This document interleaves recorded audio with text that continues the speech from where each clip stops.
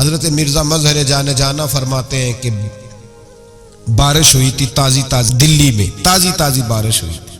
ایک بابا لکڑی کے جوتے پہنے کھڑا ہوں، اللہ اللہ اللہ، اسی کسے دے کچھ بھی نہیں لگ دے، نہ کوئی ساڈا دردی. بابا مست ہو کے جا رہا ہے، اللہ اللہ کرتا جا رہا. ایک طوائف اپنے کوٹھے سے اتر کے تو سیڑھیوں پہ بیٹھی تھی، ساتھ اس کا یار بھی بیٹھا تھا. بابا اپنی مستی میں جا رہا تو بابا جی کے پیروں سے کچھ مٹی اڑی تو اس عورت کے کپڑوں پہ پڑ گئی. پرواہ نہیں، بزرگ گزر رہے. وہ یار اس کا دوڑا ہوا آیا، اس نے آ کر تھپڑ مارا. کا خیال نہیں سارے اس کے کپڑے آلودہ کر دیے، تو کدھر تیرا دماغ نہیں ٹھیک؟ بابے نے نظر اٹھائی، کہا بیٹے میں نے دیکھا نہیں، چل اللہ تیرا بھلا کرے، تو نے بدلہ لے لیا. بابا جی چپ کر کے وَإِذَا خَاطَبَهُمُ الْجَاهِلُونَ قَالُوا سَلَامًا، چپ کر کے گزر گئے. ٹھنڈ کا موسم تھا، بارش تازہ ہوئی تھی، حلوائی دودھ کاڑ رہا تھا. اس نے بٹھایا بابا جی کو پھٹے پہ، پیالہ پکڑا، دوڑ کے آگے بڑھا. بزرگ آ گئے، آئیے بیٹھیے. دودھ کا گرم گرم پیالہ شکر ڈال کے دیا. بابا جی نے دودھ پیا، پھر نظر جھکی، پھر رنگ بدلا. کہنے لگے مالک تو کتنا بے نیاز ہے، کہیں تھپڑ مرواتا ہے، کہیں دودھ پلاتا ہے. تیری بے نیازی ہے نا، ادھر تھپڑ مروایا، یہاں دودھ پلایا، تو ہی جانتا ہے تیرے رنگ کیا ہے. ابھی بابا وہیں بیٹھا تھا، دوڑے آئے پیچھے سے لوگ، شور ہوا. بابے کو دبوچ کے وہاں لے گئے جہاں اس نوجوان نے تھپڑ مارا تھا. کہا تو اللہ کا بندہ ہے، اللہ کے بندے بد دعا تو نہیں دیتے. ہوا کیا؟ کہا تو نے بد دعا دی ہے؟ کہا نہیں دی، بات بتاؤ. کہنے لگے اس نے تجھے تھپڑ مارا ہے، چھت پہ چڑھا ہے، پیر پھسلا ہے، گردن کے بل گرا ہے، منکا ٹوٹ گیا، مر گیا ہے، تو نے بد دعا دی ہے. بابا جی کہنے لگے یار میں نے تو دوسرا لفظ بھی نہیں کہا، بھلا ہو کہہ کے گزرا ہوں، میں نے نہیں بد دعا دی. کہا تو نے دی ہے تبھی تو مر گیا. کہا نہیں دی. کہا بابا تو بزرگ آدمی ہے، سچ بول. تو بابا جی کہنے لگے سچ سنو. پھر میں آ رہا تھا، میرے پیروں سے مٹی اڑی، اس کے یار کے کپڑوں پہ پڑی، اسے برا لگا، اس نے مجھے مارا. جب اس نے مجھے مارا تو میں کوئی لاوارث تو نہیں تھا، جب اس نے مجھے مارا تو میں کوئی لاوارث تو نہیں تھا. مجھے دشمنوں نہ چھیڑو، میرا ہے کوئی جہاں میں ابھی پکار لوں گا، نہیں دور ہے مدینہ. اس نے مجھے مارا تو میں کوئی لاوارث تھا کہ میرا بدلہ کوئی نہ لیتا. اس نے مجھے مارا ہے تو میرے یار کو برا لگا تو اس نے اسے مار دیا ہے، میری تو غلطی کوئی نہیں. یاروں کا جھگڑا ہے، یہ تو دوستوں کا جھگڑا ہے، یہ تو یاروں کا جھگڑا ہے، کوئی غلطی نہیں میری، کوئی غلطی نہیں. خش خش جنہ قدر نہیں میرا، اے میرے صاحب نو وڈیاں، میں تے گلیاں دا روڑا کوڑا، میں گلیاں دا روڑا کوڑا. مینوں محل چڑھایا ہے سائیاں، مینوں محل چڑھایا ہے سائیاں. فرمایا اس نے مجھے لاوارث سمجھا تھا کہ تھپڑ مار کے گزر جائے، میرا کوئی پوچھے گا ہی نہیں. میرے رسول پاک علیہ السلام کے بارے میں رب فرماتا ہے ابھی میں تو تیرے ہوتے ہوئے کافر کو سزا نہیں دیتا کہ تو موجود ہے. یاد رکھیں حضرت فضیل بن عیاض فرماتے ہیں ایک جوان تھا، مسجد میں آیا، لوگوں سے کہنے لگا روٹی کھلاؤ. کسی نے توجہ نہ کی. اس نے کہا میں رب بتانے والا ہوں، میری طرف دیکھو تو صحیح. کسی شخص نے خیال ہی نہ کیا. پھر اس نے کہا یار تھوڑا سوچو.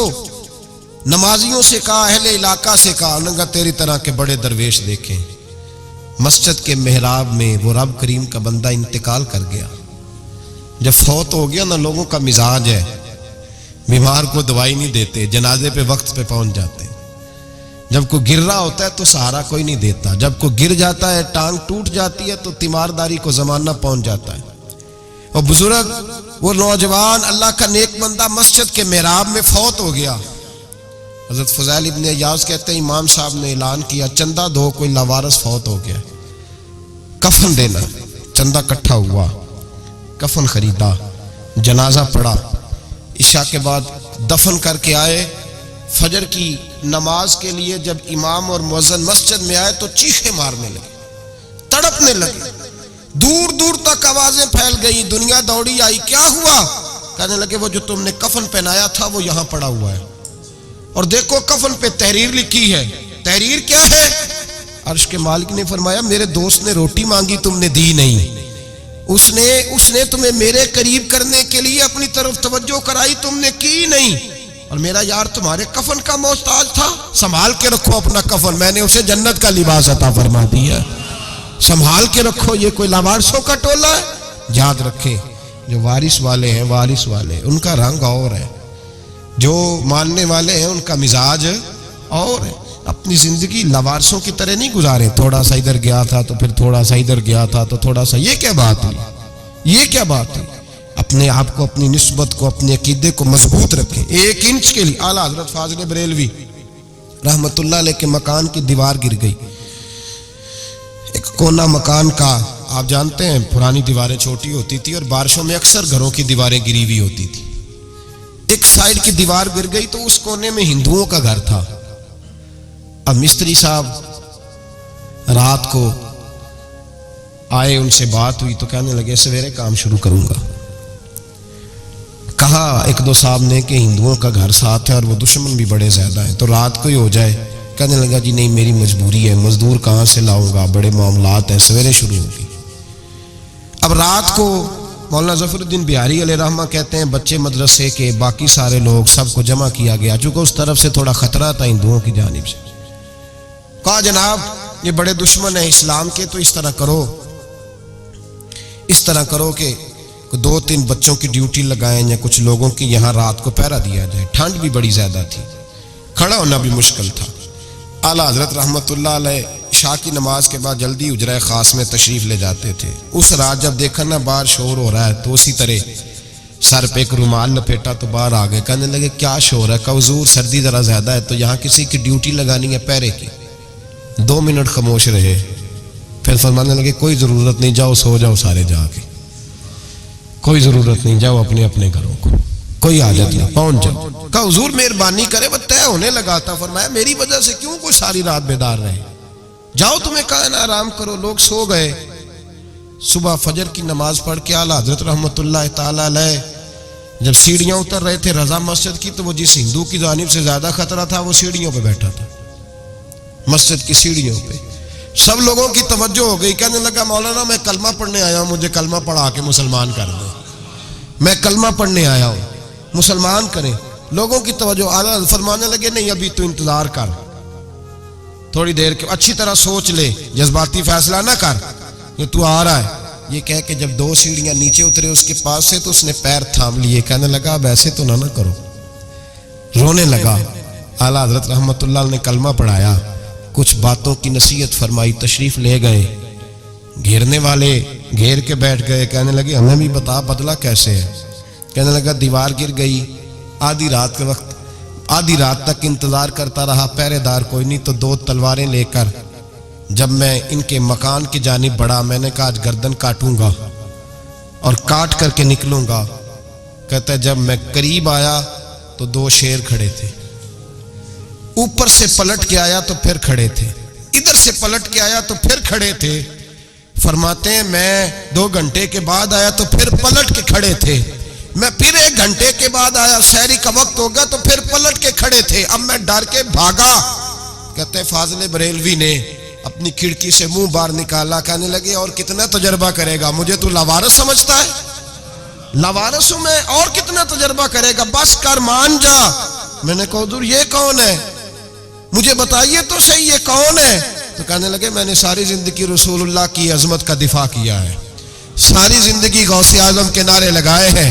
ابھی تو یہ مدد صرف غوث پاک جیلانی کی بھیجی ہوئی ہے، ابھی تو غوث اعظم کی بھیجی ہوئی مدد ہے. مولا علی ابھی پیچھے ہیں، 2 جہاں کے محبوب ابھی اس سے پیچھے ہیں، وہ تو ابھی پیچھے ہیں، پیچھے کھڑے ہیں کہ ضرورت پڑی تو ہم بھی تیار بیٹھے ہیں. او بھائی آج رواج ہو گیا، رواج. میں نے 2-4 دن پہلے بھی کہا تھا، لوگ کہتے ہیں نہیں کوئی نہیں ضرورت، سامنے سارا کچھ نظر آ رہا ہے. او خدا کے بندو یاد رکھو نسبت ہے بڑی چیز، جانے تب و دو میں. اگر کسی کو نسبت میسر آ گئی نا، نسبت، خالی دامن ہی مل گیا، تیرے ہاتھ میں کچھ ہے تو ہونی چاہیے نا. خالی دامن ہی تجھے کسی کا میسر آ گیا تو بچ گیا. اپنی نسبتوں کی حفاظت کریں، ان کو مضبوط کریں، ان پر محنت کریں، ان پر توجہ رکھیں. یہ نسبت جو ہوتی ہے نا، نسبت، یہ دیکھیں نا ایک گتا ہے، عام کتاب کو لگا ہوا ہے تو جہاں مرضی رکھ دو، اس کی کوئی قدر نہیں. لیکن جو گتا قرآن مجید کو لگ گیا ہے اس کو بغیر وضو چھونا جائز ہے. ایک پٹھے پہ اینٹ بنی ہے جو باتھ روم میں لگ گئی، وہاں بغیر جوتے کے جایا نہیں جا سکتا، اور جو مسجد میں لگ گئی وہاں جوتے پہن کے جایا نہیں جا سکتا. یہ نسبت ہے بڑی چیز. اگر میسر آئے نصیب ہو اپنی نسبت کو مضبوط کر کے رکھا کریں, اس کی جولانی کا مظاہرہ کیا کریں. اس نسبت میں روز توانائی آنی چاہیے. میں آپ کو بڑی ذمہ داری کے ساتھ ایک بات بتاتا ہوں تجربے کی. ہمیں جتنا کسی نے آ کے کہا ہے نا نسبت کے خلاف, ہماری نسبت اس سے زیادہ مضبوط ہوئی. ہمیں جتنا کسی نے آ کے کہا ہے نا جی آپ کو کیا ملا, آپ کو کیا ملا, تو ہم نے اتنا کہا یار جیسے جیسے تو کہتا جاتا ہے ہماری تو نسبت میں اضافہ ہوتا جاتا ہے, ہمارا تو مزاج بدلتا جاتا ہے. روز ایک نیا پردہ کھلتا ہے, روز ایک نیا رنگ واضح ہوتا ہے, روز ایک نئی توانائی. ابھی تھوڑے دن کی بات ہے, ایک مولانا شرف الدین صاحب ہے, مفتی صاحب, میرے حضرت صاحب کے مرید ہوئے. مفتی تھے, عالم آدمی تھے, سرکار تاج الشریعہ, ہمارے شیخ سے بیعت کی. اب ہمارے حضرت صاحب کا اس وقت حال وہی ہے, وَرَأَيْتَ النَّاسَ يَدْخُلُونَ فِي دِينِ اللَّهِ أَفْوَاجًا. اب فوجوں کی فوجیں لوگ آتے ہیں. ہم نے دیکھا ہے صرف خالی مرید ہونے والے بار سینکڑوں کی تعداد میں ہزاروں لوگ بیٹھے ہیں کہ صرف بیعت اتنا کہہ دیں ہم نے قبول کیا. اس عالم میں, اور جہاں حضرت صاحب کا اعلان ہو جائے کہ تشریف لانے وہاں لاکھوں کا مجمع جمع ہو جاتا ہے, اور ایک جھلک دیکھنے کو لوگ ترستے رہتے ہیں. یہ کیفیت ہم نے دیکھی. وہ دور گزر گیا, کبھی ایسا بھی ہوتا تھا ایک میں ہوتا تھا, ایک تو ہوتا تھا, اور تیسری تنہائی ہوتی تھی. وہ دور بیت جاتا ہے, وہ لمحے کسی کسی کو نصیب آتے ہیں. حضرت کا وہ مولانا شرف الدین صاحب کہتے ہیں مرید ہوا, تو مرید ہوا مجمع میں, رسی حضرت پھینکتے ہیں یا چادر پھینکتے ہیں تو پکڑ کے مرید ہوا, تو ساتھ ساتھ اور چادریں باندھی تھی, لوگوں نے پکڑی ہوئی تھی. ایک مولانا, میں جب بیعت ہو کے آیا ان کو بتایا تو مجھے کہنے لگے یار تو ایسی جگہ مرید ہو گیا جو تیری بات بھی نہ سن سکے, جن کو تو دکھڑا بھی نہ سنا سکے, جو مصروف ہی بڑے رہتے ہیں. کہاں مرید ہو گیا تو؟ ایسے پیر کا بیعت ہوتا جہاں تو جاتا, وہ تیرے پاس آتے, گفتگو ہوتی, بات چیت ہوتی. کہتے جب انہوں نے مجھے بہت زیادہ قائل کیا نا, بہت زیادہ, تو میں نے ارادہ کر لیا. میں نے کہا بات ٹھیک ہے, بیعت کہیں اور ہونا چاہیے تھا. کہتے میں عشاء کے بعد سویا تو حضرت صاحب مجھے خواب میں ملے, خواب میں, اور فرمانے لگے مولانا جب آپ مرید ہوئے تھے تو آپ اس جانب بیٹھے تھے, اس کونے میں آپ تھے, اتنے لوگ آپ سے پہلے تھے, اس حال میں آپ مرید ہوئے تھے, اور جہاں تک بات چیت کرنے کی بات ہے تو آپ نے جو دل میں سوچا تھا وہ میں نے آ کے آپ کو بتا دیا ہے. پھر بھی بڑی ضرورت ہو تو میرے صاحبزادے کا نمبر لے لیں اور فون کر لیا کریں, بات ہو جایا کرے گی. کہتے ہیں یہ ابھی بات ہو ہی رہی تھی کہ میرے دروازے پہ دستک ہوئی تو میری آنکھ کھل گئی. میری آنکھ کھلی تو میں پریشان ہوں کہ نمبر تو ملا نہیں. ایک انجینئر صاحب میرے محلے میں رہتے تھے, فرماتے ہیں وہ شام کو میرے پاس آئے اور کہنے لگے مولانا سنا ہے آپ حضرت مفتی اختر رضا صاحب سے مرید ہو گئے. میں نے کہا ہاں. تو کہنے لگے میں ان کے مدرسے میں کام کر کے آئے ہوں, میرے پاس ان کے بیٹے کا نمبر ہے, چاہیے آپ کو؟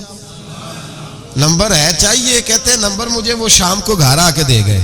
اب جب میں آستانہ نور پہ بریلی شریف ملنے کے لیے حاضر ہوا تو میرے دل میں خیال آیا, جب میں اندر گیا نا تو میرے دل میں خیال آیا حضور خواب جو آئی تھی اتنی بھی جلدی کیا ہے, ذرا ٹھہر جائیے, آپ ملے جو تھے تو صاحب نمبر بھی دے ہی جاتے. میرے دل میں خیال آیا تو السلام علیکم کے بعد حضرت کہنے لگے مولانا مجھے تو جلدی کوئی نہیں تھی, آپ کے دروازے پہ دستک ہو گئی تھی, مجھے تو کوئی جلدی نہیں تھی, آپ کا دروازہ بجنے لگا تھا, مجھے تو جلدی کوئی نہیں تھی لوٹنے کی. ہر مشکل دی کنجی یارو ہاتھ مرداں دے آئی, اور مرد نظر کرے جس ویلے مشکل رہے نہ کائی.